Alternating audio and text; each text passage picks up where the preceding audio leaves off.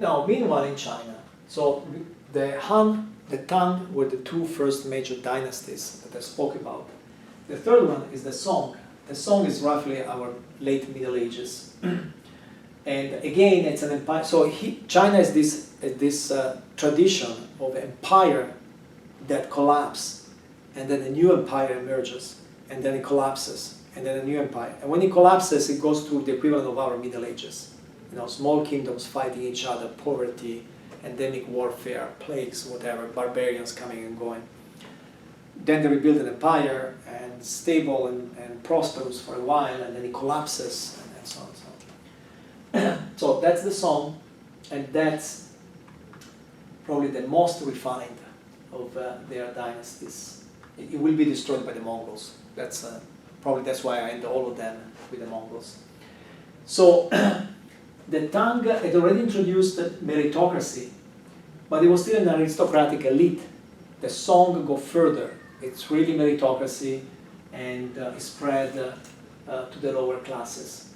The scholar official that was born with the Han became more important with the Tang, become even more important here, becomes the dominant class.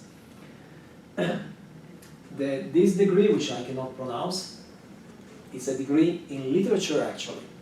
It's indispensable for government career. You have to be good in literature, which for them meant calligraphy and meant knowing the classics, the Confucian classes and probably also the Taoist classes. Okay? You have to know those things in order to be part of the political bureaucracy. So of course, very competent government officials. The downside is that these things that you see in the movies true, you know, the family of the empress and the court in general were part of the bureaucracy. This is very rough. It's not always true, but in the Han dynasty Taoism was a little prevalent. In the Tang dynasty, Buddhism became a major religion. The Song was more Confucian. These are examination papers. This tell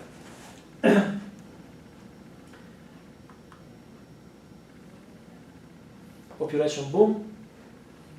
China is the world's most populous, prosperous, and cultured nation in the world in these years. Highest standard of living in the world. Boom of commerce, paper money is introduced, international commerce. Everybody trusts China at this point. Boom of technology in different ways. Water-powered textile machines. That's what will trigger the Industrial Revolution in Britain. And this is 500 years earlier. Boom of technology, there's a lot of things that happened. That was a famous water-driven clock tower. Clockwork was a specialty, a Chinese specialty. But mechanical clocks were only for the royalty. And this is actually important. This is something that happened to all of science in China. Science, like astronomy, was mainly for the emperor. The emperor had to figure out, I don't know, the motion of the stars or whatever. The emperor had the astronomer at court. So science was for the benefit of the emperor. Big difference with Europe. In Europe at that point there was nothing. But when science comes to Europe, it's not for the benefit of the king. Printing is widespread in China at that point. It's not the printing press that Gutenberg will invent, but it's still good enough to print books, so there's lots of books. Rapid increase in literacy. So literacy skyrockets in China. There's no comparison. In the West, there's no emphasis on literacy at that point, nor in the Islamic world. In China, there is. Maybe I said it last time, the history of the West is full of great speeches. The history of China is full of great documents. Okay? It was very much a literate society. The scientist works for the emperor. Of course, that means he's a government employee, like all government employees. There's very little competition. and very little motivation to argue with other scientists. You are at the service of the emperor. That's a big difference. Chinese scientists are bureaucrats. That's a good way to put it. Chinese, Western scientists will not be bureaucrats until recently. So most advanced agriculture, technology, and trade in the world, but no industrial revolution. Rome didn't have an industrial revolution. These people don't have an industrial revolution. And probably it's the same reason. Cheap labor, lots of cheap labor. Not slaves, but still cheap labor, lots of it. And this is just things that they did. So, of course, it's boom of the arts, because every political officer has to be at least good at literature. And many of them become poets, many of them become painters. So this is the, I don't have it, but this is the age where some of the great works of literature and painting are made by politicians. You know? And I like pagodas and so on. Right? So all of this except one. And then this ends again, the Mongols. So they have in common the fact that Mongols come, they install a new dynasty, which in China is called Yuan, but that's Kublai Khan. That's the Mongols. Now, the Mongols do a number of things. Well, they move the capital to Beijing, but for the point of view of the Chinese, it's a bleak area. The great Song civilization collapses. Population decrease, and so on and so on. But what the Mongols did, we just saw the Mongols in Russia, in the Middle East, now in China. Again, they create a huge free trade bloc, the biggest free trade bloc ever, colossal. That's when Marco Polo goes all the way to China. Those Venetians, his uncles, Marco Polo is the one who wrote, but his uncles were the ones who were trading with China. They could travel safely from Venice all the way to Beijing.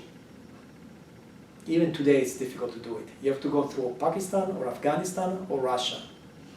Okay? Back then, when the Mongols controlled everything, safe travel from Venice to Beijing. So that's where the Silk Road really becomes a big thing, because it's all within Mongol territory, so it's actually very safe.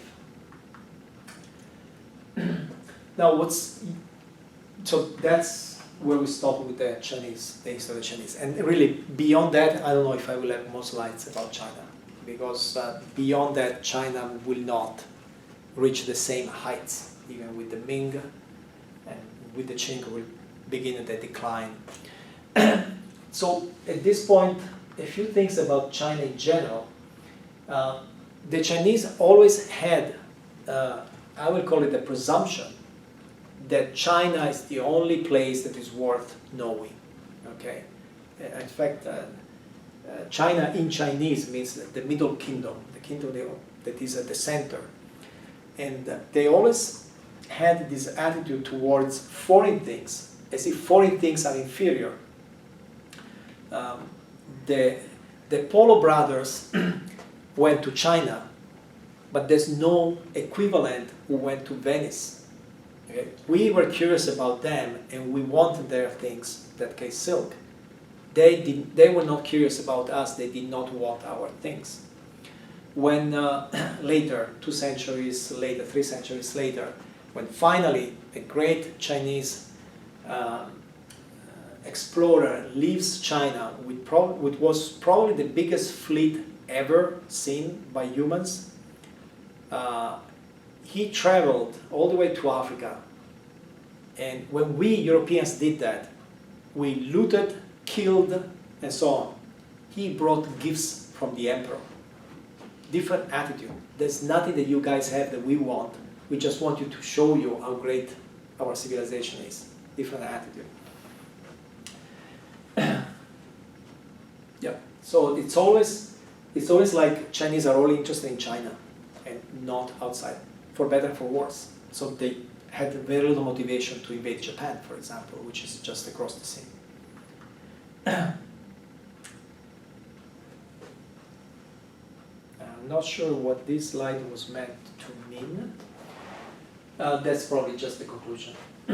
That's just what happened there. So at that point you have the Mongols. The Mongols were different hordes. After Genghis Khan died, they started splitting in their own little kingdoms. And so this remains the Yuan dynasty, the Mongols. This would be more of the original Mongols, and this is the one, the Golden Horde is the one that invades Russia, southern Russia. And the Ilkhanate is the one that invades Persia. It's just the Mongol Empire. They don't fight each other. It's a friendly area, just different khans ruling. Okay, and as you probably know, the Mongols don't last long, right? They last 1 century. The whole thing, this will last a little longer, this lasts only 1 century. This will last a little longer, but it will shrink very rapidly.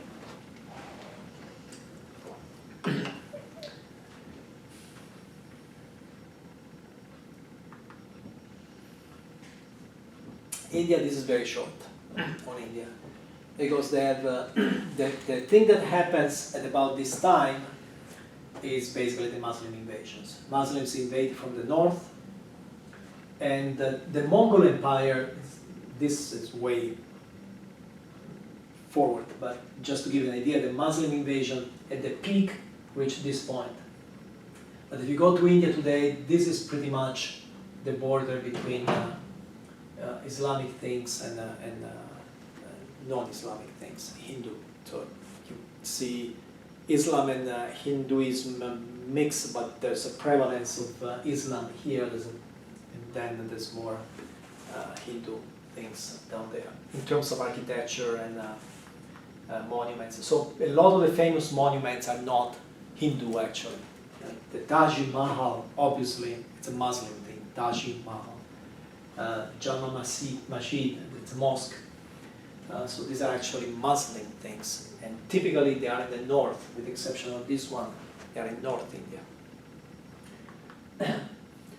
That's Hindu. That's not Hindu. That's Hindu. Right. This is all the south. Madurai.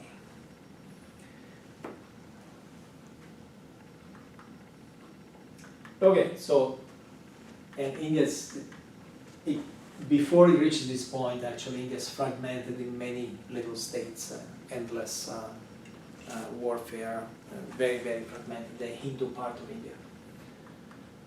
Okay, so